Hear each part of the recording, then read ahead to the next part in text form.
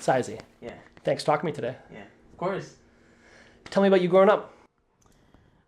Grew up in Ottawa, Ottawa South, Hunt Club area. So I've lived here my whole life. Um, yeah, I went to like Roberta Bondar public school. I played a lot of basketball, a lot of sports, and I went to church actually, and the church just got demolished. Well, it's like a condominium is turning into a condominium now. I saw that. Yeah. So I went there a couple days ago, and I was like, yo, I think I was baptized in this church, you know? So I was like a little bit mixed feelings, you know?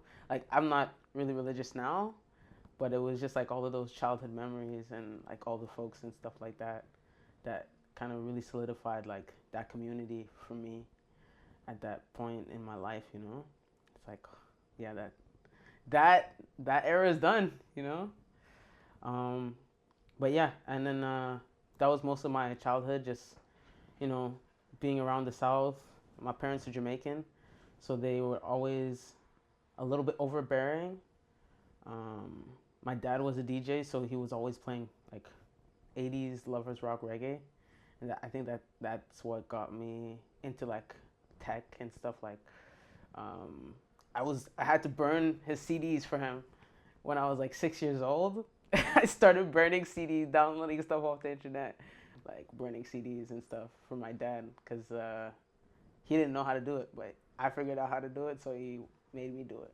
And yeah, I kind of like got into the playlisting and then like transferring music on discs and stuff like that, and like kind of understanding a little bit more on the tech side of like data, if that makes sense. Like really young, and that was like the age of that was when the internet just started, like Facebook wasn't around yet. um yeah, like the websites I would go on were like neopets.com. I would play Neopets. This like late 90s we're talking? Like Early 2000s? early Yeah. 2000s, like 2005-ish. Yeah. Yeah, around that time. So Because you were born 1995. 95. Yeah, Okay. So, So, like, so 6 years old is like 01. yeah, '01. Yeah, I remember like the first computer I ever had, I downloaded a cracked version of GTA 3 and tried to install it, and then it fried the computer. Like I feel like I downloaded like one of those viruses, and it just like kecked the whole computer. So the computer broke. I had to get a new computer. And then I was like, oh, okay, you can't just like download anything, you know? So yeah, that kind of got me into like being a little bit more cautious about like what which files I'm saving and like what I'm running, like programming and stuff like that. Um, Yeah, do you do any programming? Like the way you're talking about data, I'm just like, I feel like that's. I mean, I do like very minimal stuff, like just like Python. Like I do have like the QSys, like level one type of stuff. So it's like very just like programming in terms of like dealing with hardware, but it's not like I've never made like my own game or something like that of like software stuff. But yeah, I definitely am cool with like figuring out like the speaking between hardware and like a computer or like software. I feel like that's something that I can figure out pretty fast versus like other people might take longer to like get the workaround, right? But yeah, I haven't really dived deep into software, but I'm looking to do that in the next coming years. Like, want to get my CompTIA, like cybersecurity and networking certificate. Yeah, yeah. You were cutting bootlegs for your dad at 6 years old. Yeah. That's actually crazy. Yeah. Yeah. It's actually crazy. Yeah, he was like at first he had like a lot of cassette players. He had turntables too at one point. But I don't think that was in when he was in Jamaica. He had like a couple records and a couple like he had. I still have a sound system, which is cool. But yeah, he was always trying to. He was just DJing at home. He was more like a hobbyist.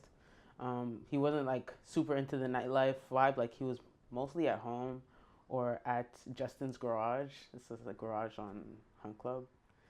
It's I forget what the Mac Street. Mac Street, yeah, Justin's garage. It's good stuff. So yeah, he would go DJ there. They're all Jamaicans. And then like occasionally he would get like a gig on the weekend or like Cornwall or like New Year's type of thing where he would do like a hotel conference room or something and like bring his sound system, which is cool. It's pretty cool to think about it, but I couldn't go. But like I went there, you know, like saw him set up for a bit and then left. Um, but yeah, I think that's what like opened the door for me in terms of like DJing, artistry, and like music, um, like event planning that way. Because I think I learned very young, like okay, passive speaker, you know what I mean? Like you need an amplifier. Okay, active speaker, you don't need an amplifier. Like very simple things, but that kind of translated very fast into what I do now, um, like being an AV tech and like doing AV installations and stuff like that. Yeah. How did you get into that? The installations? Yeah. Like I'm the AV tech in general, but the installations I would say specifically, yeah. okay, so like I started DJing around 2016, so like I think in 2015 I was like seriously looking into um I think in 2015 I bought my first controller. I think that's when I bought the controller on Amazon. It was a what was it called? It was a Behringer CMD 4. It's like 4 deck CMD something. And that software was like Decadence, and I think I bought that in like September or August or October of 2015, and then in 2016 I did something called Capital DJ Academy, which was run by like a couple DJs, like OG DJs, Chris Endo, DJ Lukijo, and the other DJ, his name is let me tell you, his name.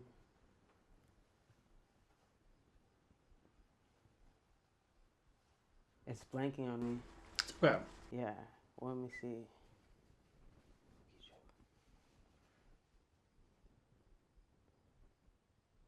What's his name? My friend always tells me his name. I think it's like Pablo or something. Not Pablo. It might be Pablo. But those three guys. Yeah, those three guys. Those three guys.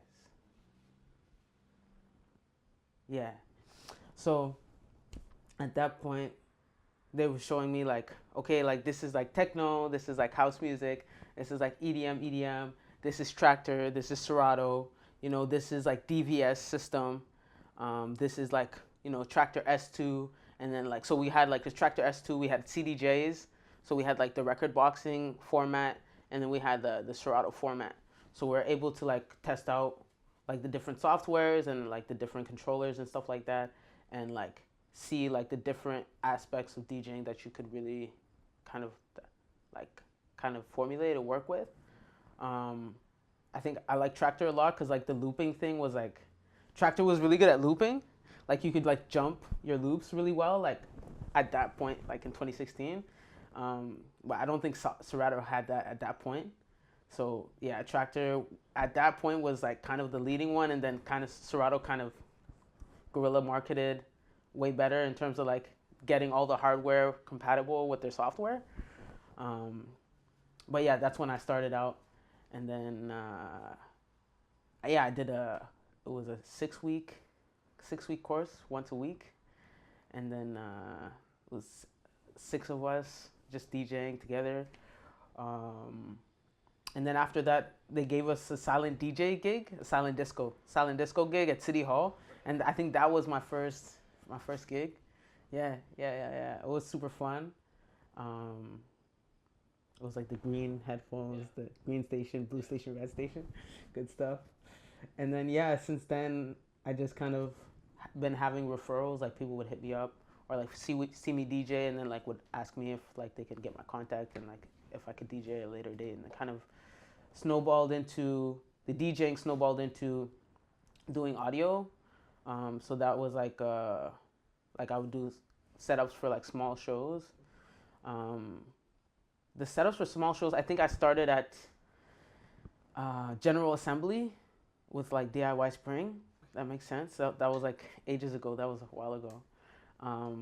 General Assembly now went turned into Sinkhole around like 2018, and I was still doing sound there with Tony, like Anthony Cardozo, and um, Matthias. Um, so then after I was doing like small shows there, I kind of just translated into doing shows with Debaser, like small shows with Debaser. I would help out with the sound and stuff like that. And I did a workshop with Maxime Brunet, like an audio tech for women workshop. And then that's what kind of got me a little bit more comfortable in terms of mixing like a big room or like a big band, and like understanding, okay, gain staging a little bit more. And then after that, I just kind of started producing on my own. And then with the production on my own, like being in a DAW, I kind of understood sound a little bit better in terms of like space, and I started watching like a whole bunch of tutorials on like compression gates, like different type of gates, different type of compression, different type of microphones, and like really hearing my mix. Like I would play it on big speakers, and I would be like, oh, why does it sound like this? And then I would start realizing, oh, okay, this is where you're going wrong. So I was very much pretty much trial and error, getting into like audio tech, AV tech, if that makes sense. But I started with audio, like coming from DJing from my dad, and then starting out doing like little workshops, if that makes sense. And then around 2020, 2021, I got a job working at Saw Gallery, and that's when I got more into lighting. So then I had audio, lighting, and then I just started doing installations in beginning of 2024. So then I started getting into the whole DSP, like AV over a network type of thing, Now I was like, oh, okay, now it's all clicking together. So I was like able to, do more work with soldering, like more of like the hardware building, like manufacturing, if that makes sense, or like manufacturing rooms and stuff like that for like that type of medium, like conferencing and stuff like that. So yeah, it's been an interesting journey, but that's kind of where the trajectory went. Yeah. Would you say you're an audiophile? I would say I'm an audiophile. People are like, yo, you heard that? And I'm like, yeah, I heard it. I heard that. Did you hear it? Or like, there would be a song that's playing, and then I would sing the song before people realize what song it is, and they're like, oh yeah, it is that song, right? Or like, um, or like I'll be like, this song sounds exactly like this song. Like they took this sample from here, and people will be like, yo, I didn't catch that. And I'm like, yeah. It's a whole thing of like the little sound bites that are like kind of traveling through time from like different artists and stuff like that. I think that's one of the really cool things that I find about, listening to music, and that's a huge reason of why I started collecting like vinyl. I think I started in like around the pandemic. I had like a belt drive turntable, like, so I was like, okay, let me get some crates from some folks, and yeah, I felt like it felt more community orientated, because it's like, okay, to get vinyl records, like somebody had to like ship them, or somebody had to sell them, like somebody had to have like this in a space type of thing, versus like music being online, which is like mostly what I've experienced, of like it's in a cloud somewhere, and like Cutting bootleg CDs right, off the cloud. Right. There's no like personal like interaction behind like the music and stuff like that. And I find like when I started collecting vinyl, I started to appreciate that a lot. Is like the community behind, like the music lover community, and then like looking at certain records and like being stoked about it, and like being like, yo, I just found this record, and they're like, oh yeah, this is a good one, like you should check out this one, and then you kind of discover new music, from like other people seeing like what you enjoy.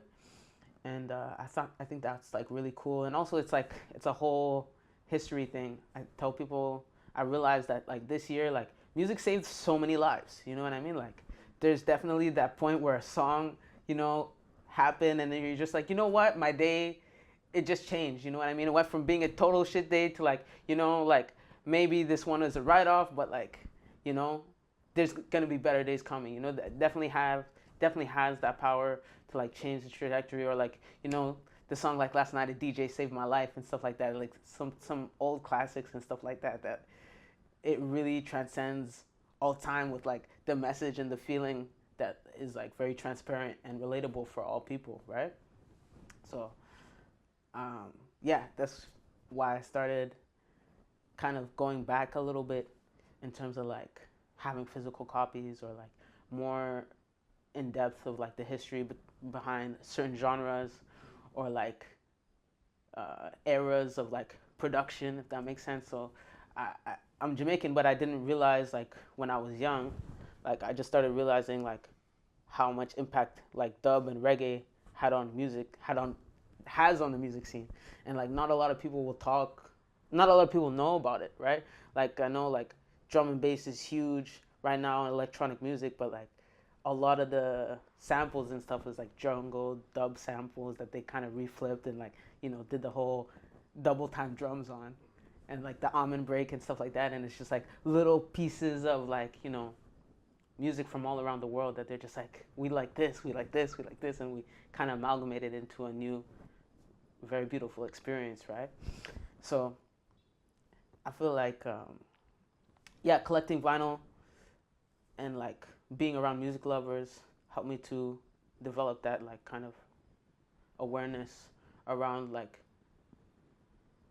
all the things music is and things that it could be, and like having an idea of what I should be doing as like a music artist, as like a contributor as well. Um, yeah, Do you make music? I do make music. Yeah. What do you think you should be contributing? Like, what is that? What is the message that you're getting?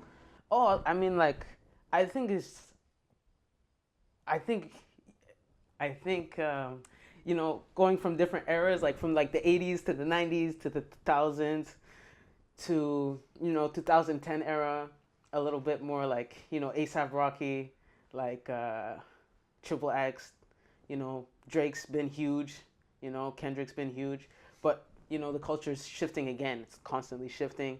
Now it's like more meme worthy songs, so it's like very short, immediate sound bites, and like it's getting a little bit more raunchy. You know what I mean? It's getting a little bit more like in your face. Like it's not like, oh, we're trying to make a hit song because we know like this is the formula for more people to relate to it. It's more like we're trying to grab your attention and like keep it there for as long as we possibly can. And the only way to do that is because like the way your brain works, it's like to really be out there, to like push the out there-ness, you know. So I think that's interesting.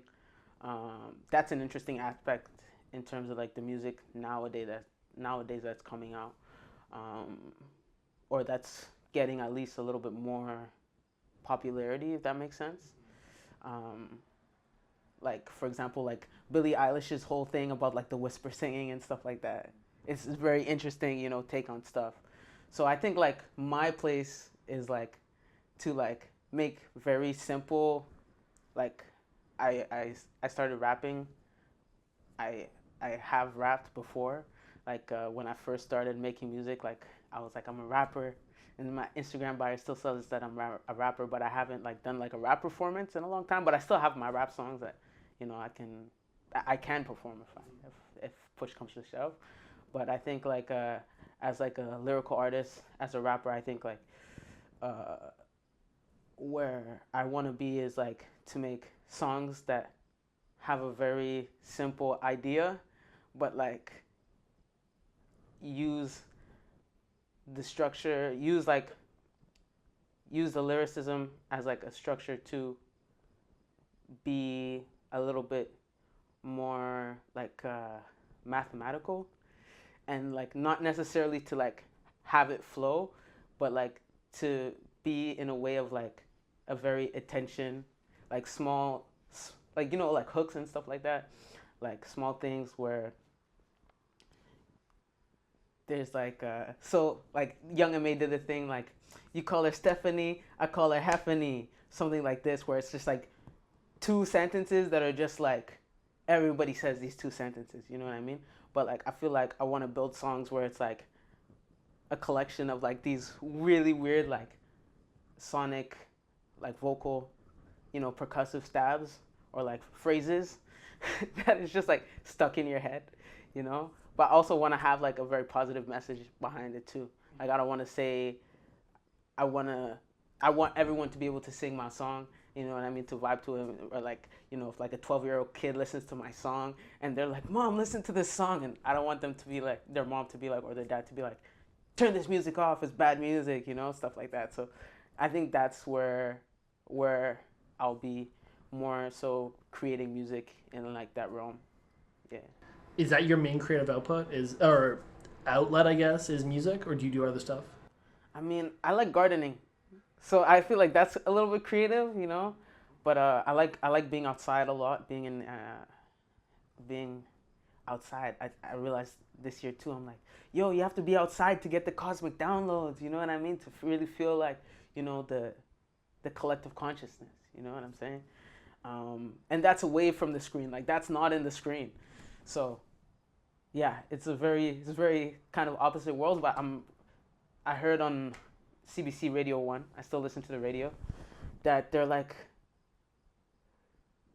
in the coming future with climate change and like more northern climates being available to for plant life, they're gonna need people to like really like create those spaces for the plants, like create those ecosystems, like the gardens and stuff like that, because there's a lot of invasive plants, right? And it's just like if like those invasive plants like come to an area and then like kill off all of the food and stuff like that for like different animals and stuff, that's not good. Like they won't be able to survive, and then we're gonna be in a dire situation of like food scarcity, right? Because we need all of the different types of foods and plants and species to like really talk to each other so that they can all have the space to thrive. Because if one's taking over like a whole area, then like there's less and less like potential for another one, so interested in like plant gardening, plant life, being outdoors and learning different things about trees and stuff like that. Like I'm the type of person where I'll like go in the forest and like look at a tree and like find some resin or like amber, and I'm like, check this out, and people will be like, what is that, Scooby? You know what I mean? It's like a little bit stretchy. It's like, what is that? And I'm like, it's resin, it's amber. And people are like, oh, I didn't know that, or like things like the smell of rain is called petrichor. It's like weird stuff like that. I'm like, yo, that's so cool, but it's very like I don't know. I think that's just for me. Like I really appreciate that. Yeah. Yeah, you're talking about like getting off the screen, and before that, you were saying how like it's basically the production, but basically the music has shifted in terms of the way it's constructed to be more attention grab, like more like TikTok-ish, basically. Like is what you're saying is like it has that kind of like earworm quality where it can be in a bunch of videos, and that's how it becomes popular. Right. Is that a good thing? Do you think that's a good thing? I mean, I don't think it's a bad thing. I don't think it's a good thing. I don't think it's a bad thing. I definitely think like the best time for music was like the 80s. I think the 80s was pretty much the best time for music, because I feel like in the 80s that's when like you still had like 30-piece bands. You know what I mean? Like for example, like Mother, Father, Sister, Brother from Philadelphia. They're a band of like 30 different musicians, you know what I mean? And they're like all coming together to like make an album and stuff like that. And this is a legacy not for 5 people, this is a legacy for 30 people. So this is like potentially a legacy, in like 50 years of like 250 people. Like, yo, my grandfather was in that band. You know what I'm saying? And like all brought, people together to like enjoy those moments, right? So I feel like in the 80s is where you saw a lot more like, hey, like we're going to the show, or like, you didn't have like, Instagram and stuff like that, like where you could really like target people and be like, I want to be there. It was kind of like, okay, there's a bar, you know what I mean? There's a DJ, you know what I'm saying? And like, they're gonna play music that they like, and then I'm gonna see if I like that, or I'm gonna experience that type of thing. But I find like nowadays with like things being in screens, everybody is like, it takes away from the satisfaction of like being in a space and being like, oh well, you know, like you did great, like, you know, you made a song, it sounds cool, you know. Now everybody's being like very more critical, and it's, I mean, obviously like the creative output that like we've been able to achieve in 2025 is crazy, like with AI and stuff like that. Like, you know, something crazy Timbaland's doing is like, you know, taking people's beats and then training AI from those beats, and it's just shit like that. Like, that's crazy, mind blowing.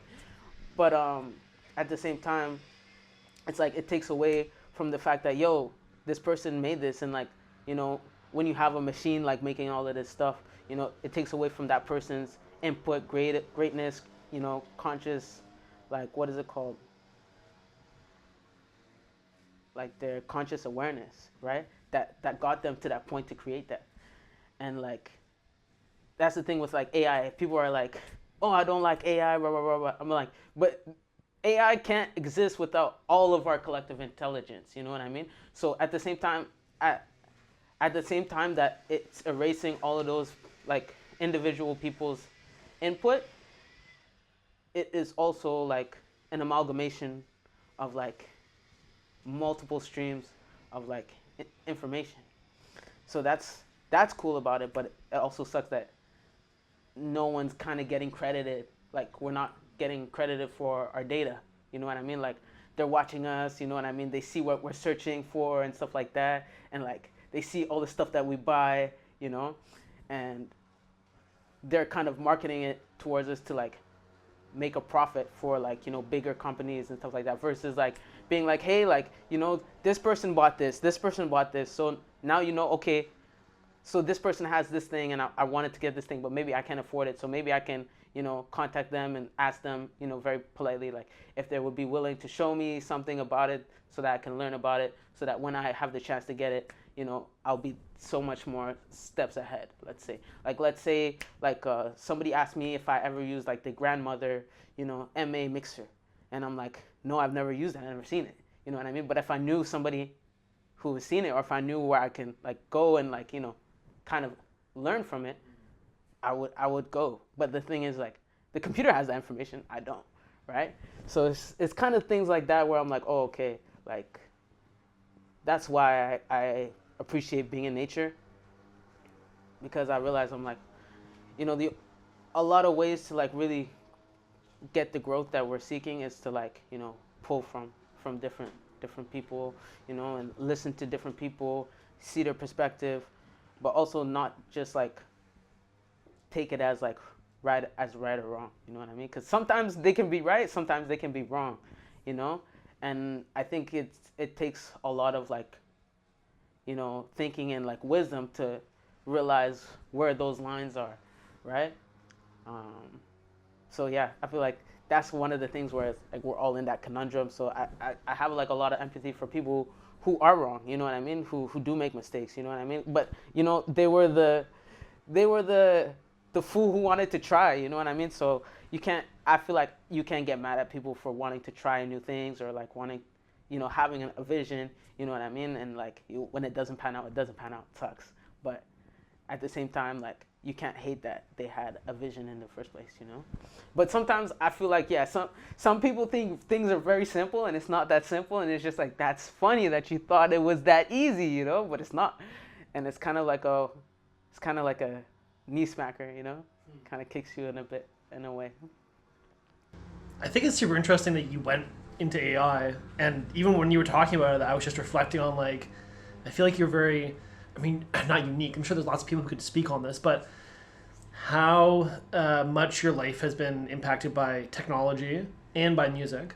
What do you think about AI and music? Like what you're talking about with Timbaland, and I mean, obviously, it's like everything with AI. Like it's very polarizing. Right, it's very, you know, everyone's gonna have an opinion one way or another. But I'm just curious, like, because you seem to have very well thought out and balanced takes. What do you think about? I think like I always think AI is going to be behind humans. You know what I mean? Especially humans who understand how to use the information that they have, that information that they gather. Particularly because AI has no algorithm to talk about actual physical space. You know what I mean? Like actual physical space. Like okay, like let's say you put a robot outside. It's hella hot and humid. That robot's done. Robot's done. It's gonna work for 3 hours. That's it. You know? So it doesn't have that opportunity. Like maybe they'll build for it, but at the same time, like we know that like climate conditions changes, and I know that like changes in climate and stuff is like the antithesis of machines, right? So it can't like technology can be outside, but not really, you know. And especially with the climate change now, you know, like a lot of that stuff is gonna break down, you know. I mean, that's what I think, you know. But I don't know, you know, they're building cars and all of this stuff, like flying cars, all of this crazy stuff. So maybe they'll be able to, you know, find the right, you know, like tools and like casings that it mitigates that impact. But I feel like if it's like a thing that actually has to like go and like do different things, I think it doesn't really have that awareness or like the kind of like adaptability that like biological creatures do. Which is kind of interesting. I just watched this movie with Ice Cube, and it was like War of the Worlds. Yeah. Where This is like the biggest meme bug, thing. they made the bug that like eats all the data, and it's like some type of like tripod, like alien-esque thing. But then they realize that it's just like some rogue government that's trying to like get people back into the stone, like back to the age before data, or like steal all the data so they can harvest it for their own, you know, benefit, which I thought it was really funny. He basically, Ice Cube's on FaceTime the whole time. He's like, yo, WhatsApp call, like, you know what I mean? Calls this guy. He's like, yo. Yeah, like, he orders a data stick off Amazon Air. Right. I've seen the clip. Yeah.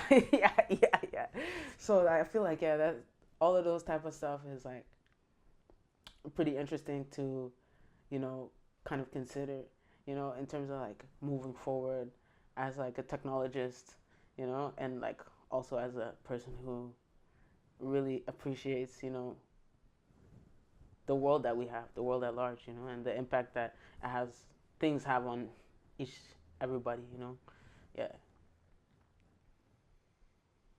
Yeah, that's good.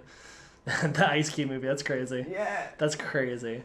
What do you think about the universality of music? Because some of the stuff that you were talking about before, where you're saying like how it can make people feel certain things, and I was sort of reflecting on how it's like some of that stuff obviously is through lyrics, but so much of it is just through the actual sonics themselves. I don't know, just like what do you think about that? Like, how does that? It's like this universal language, right? Yeah, I think in my experience, like I've been in places where I couldn't understand, like I couldn't speak the language of other people, but I could tell by the tone or by their body language what they were trying to say. So I feel like, you know, I like a lot of music for the like intonations that it has in terms of like the vocals or like the way they play the guitar or like the way they formulate their rhythm structures.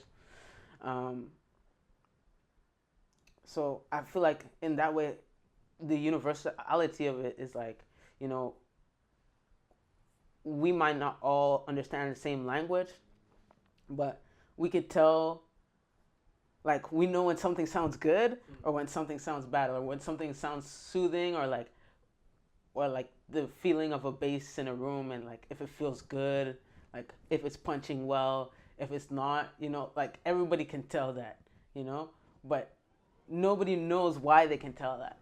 So that's kind of interesting. But like in terms of like frequency, I think people don't really understand a lot about the whole frequency spectrum in terms of like where like plants taking in light. Like you can get a UV light, and then plants can grow in a basement. They can grow in a lab. Don't need the sun anymore. We just need the frequency of the light that the sun gives to the plants that they need to grow. So it's just like considering those things, and also considering like a lot of the world at large is on RF. You know what I mean? Like the tap phone, the radio, wireless, whatever. It's all frequency based. So I think sound in a way also is like us kind of being an antenna or being a sender or receiver, and kind of like coagulating some sort of information from that. Maybe it's a feeling, maybe it's a good feeling, maybe it's a bad feeling, maybe it's rage, maybe it's love, maybe it's mystery, but all of those things is like, it's kind of like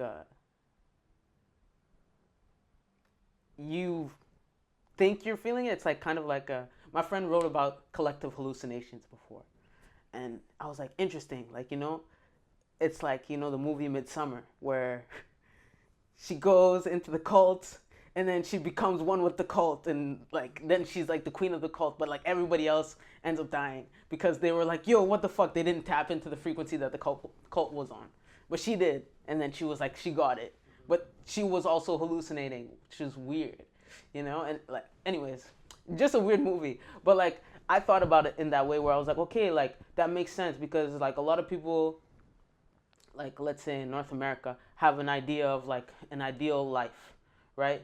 But like people from different places around the world are living in a completely different way, and like have completely different wants and desires.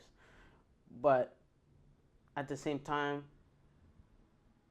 I feel like at the core of it, it's all because of a collective, like, let's say goal, or like a collective mission, or like a programming, or like the energy of like the frequency of a place, right? And I feel like as everyone is like a sender and receiver, I think we all contribute to that frequency.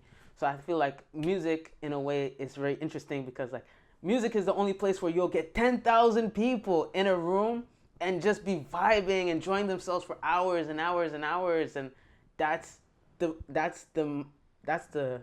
goal. You know what I mean? That's the mind frame that we're in. We're not trying to fight. We're not trying to, gain whatever capital or gain status or whatever. We're just here for the enjoyment of the moment. And I feel like that's such a beautiful thing, and that's such a rare thing in this day and age, Is that why you DJ? It is why I DJ. It's fun to see people. It's really fun. It's fun to see people dance. It's fun to see people in general. And I feel like, yeah, like being a sender or receiver, being in the realm of frequencies, like light, the light realm, I feel like it's important to have that the input, so that we can actually like actualize reality, if that makes sense. Yeah. What do you think of the scene in Ottawa? How long have you been, like, I know you've been DJing since 2016. Yeah. But then more seriously since 2020. Mm-hmm. Am I right on that? So like, I guess like sort of how have you found the space in Ottawa? Like, where's your space in Ottawa, and what do you think of the scene in general? I think the scene's dope. I think the scene, like, people say Ottawa's boring, but I feel like they're saying that from their computer screen. You know what I mean? I'm like, okay, well, did you actually go outside? Because like, if you actually go, you'll see that there's people there. It's a good time. There's all different kinds of people there, and I feel like Ottawa is one of the most very friendly place. Like you can go. I was at Uncommon Space the other day, and this elderly man, Tommy, he's just there. He's like, yo, you want a beer? I was like, yeah, sure. I was like, okay, cool.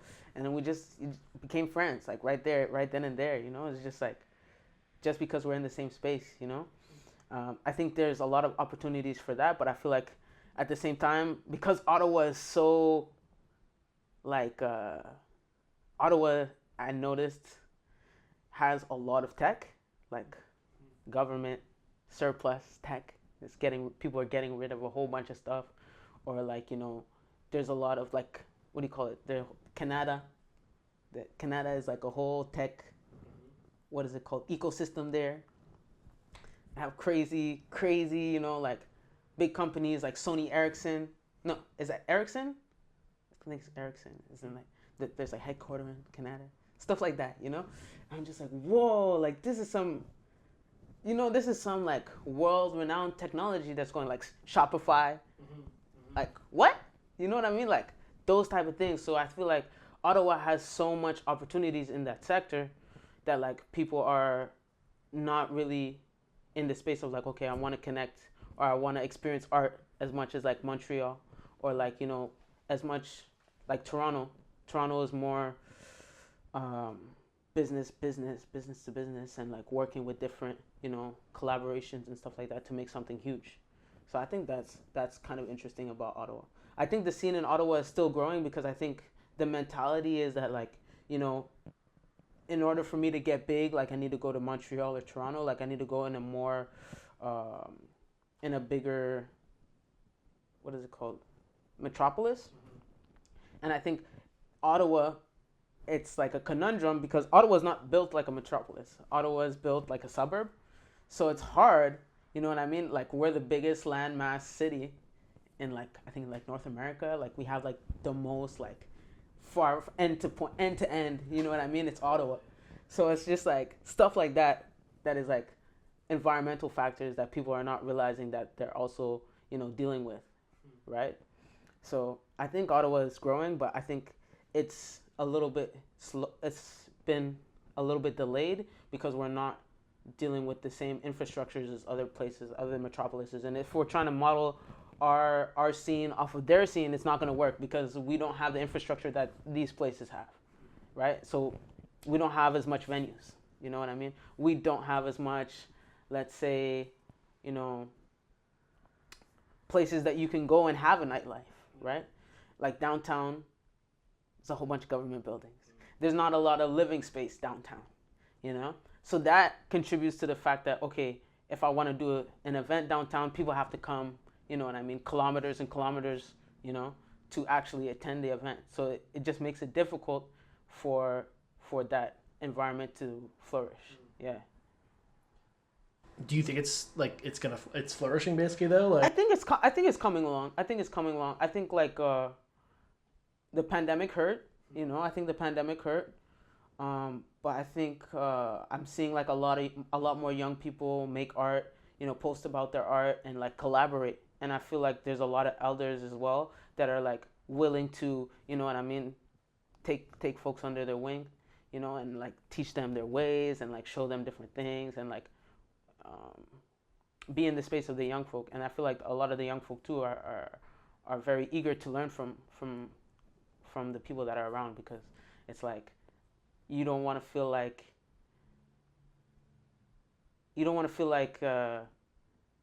everyone is better than you, or like no one accepts where you're at as an artist. Because I feel like that's one of the big things as an artist is like understanding that you're also human. So it's like perfection is, you want the goal to be perfection, but that's never the goal. It's like I feel like connection is always the goal, in terms of like being in a space and like performing your art and like being understood or like being received, if that makes sense. Yeah. So you said you did a lot of sports when you were younger. Yeah. You do roller derby now? No, I don't do roller derby yet. I got roller skates. I got my pads. But I haven't signed up for roller derby as of yet. I still play basketball. Okay. Yeah. So I saw the pad, so I was wondering. Yeah. No, it's still in the case. Okay. True. Well, I thought there could be a new pair. Like. Yeah. No. Yeah, I want to do roller derby. I'll be down. What interests you about roller derby? You're on wheels. It's like the only sport that you're like on wheels, like as a team sport. Sure. So I'm like, oh, that's cool. You don't want to hit anybody? I do want to hit people. Just check them out of the way. But also it's like fun to, a little race up. It's cool. Yeah.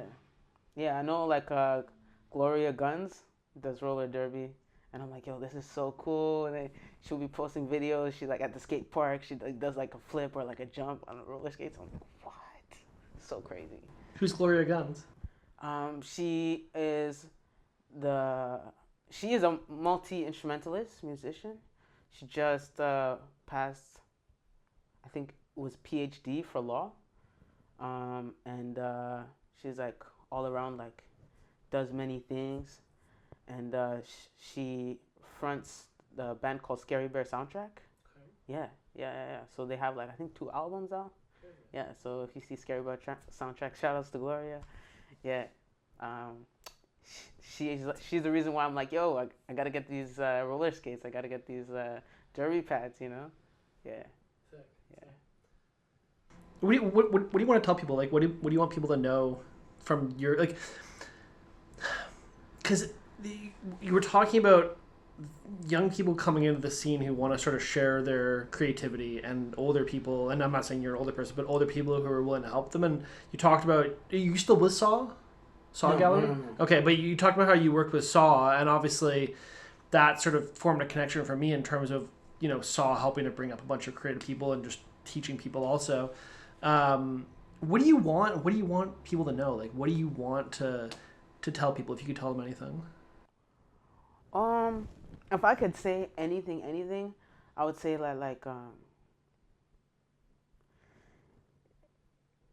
you know, if it feels good, that's a good thing. If it feels good, that's a good thing.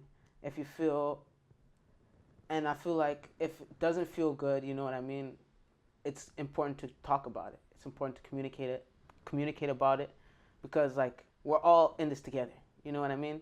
And that's one of the big things I find, you know, being a person of color, being a queer person of color, is like, you know, entering spaces, I'm realizing that my, like, let's say, like, my persona or whatever in certain spaces seems a bit weird, you know, because I noticed that, like, okay, everybody is on. It's like going to a white party and then you're the only person wearing tie-dye. You know what I mean? It's just like, oh, okay, you know? So it's just like, some people are like, very like, oh, why aren't you wearing white? Like, why aren't you, you know, why aren't you with the gang? Why aren't you with the hive and stuff like that? And it's just like, I mean, I am, but just not in the ways that you perceive me to be, or like perceive is right to be in this space as, if that makes sense. So I really want people to know that, like, you know, yeah, we're definitely all in this together, and like feeling good about something is way more powerful than feeling negative about something, and we can always change that feeling around, you know? We can always change the feeling from like feeling like I don't know somebody to like actually getting to know someone, or like feeling like we don't understand each other to like coming to an understanding. But all of those things takes communication, and it takes understanding, and it takes patience, and it takes the willingness to like open your brain to say like, okay, I thought I was right, but I'm probably, you know what I mean? In this case, you know what I mean? In this very, you know, specific, nuanced case, all of the information that I've been you know, collecting to say that this is wrong, it's not. You know what I mean? And I think that's one of the big things I realized as like a creative is like our brain's input output. It's like it's a computer. You know what I mean? And I always felt some type of way. Like I used to get picked on when I was a kid and stuff like that. And I didn't understand why I got picked on. But now I understand it's because you were the one who wasn't really the same as like everyone else. Like maybe you were the one who was wearing that tie-dye shirt in the party where everybody's wearing white. So it's just easy for people to see you and be like, yo, I see you. You know what I mean? I'm not seeing anybody else but you, because your brain just did the whole elimination process and was like, this one's the outlier. You know? So it just brought you know what I mean, myself to maybe the forefront of people's minds more, or maybe less. You know what I mean? But like different things like that, I noticed, you know, people, as a DJ, I'm like, people always notice that when people are dancing, they're dancing in pairs of two or more. They're dancing in pairs. It's like dancing partner, you know? So people are always like, yo, like, let's go to this show, come dance and stuff like that. Come dance with me. because it's like hard to do it on your own. But like when you have a dancing buddy, you know, or a dancing partner, it's easier to just like be in that vibe and share that moment for a longer, like keep that energy, right? It's interesting. I find that one of the things that's really interesting. I also want people to know, move your body, you know what I mean? Like it's a vehicle, you know what I'm saying? So you actually have to tune your own vehicle. And like the way you can do that is like, you know, practicing breathing, you know what I mean? Practicing seeing, like for me, I know like I do a lot of vocal stuff because I find like your voice carries a lot of emotion. You know what I mean? If you're not feeling good, you might start yelling. You know what I mean? If you're feeling really sad, your voice cracks. You know what I mean? People can hear the smile in your voice when you talk to them. Yeah. So it's just like stuff like that. I think like people can really practice and like use those little muscles or like, you know, connections, neural connections to really enhance their experience and enhance their reality. And like I said about feeling good about something, you know, you can change your feelings. So like all of those things that you say to yourself that is like not good, that's negative, you know what I mean? I feel like, yo, everyone's beautiful, you know what I mean? We all just need to train ourselves to see that beauty within ourselves. So that's one thing I want people to remember. Yeah. Seiizi, thanks so much for talking to me. Yeah, got you. That was amazing. Thank you.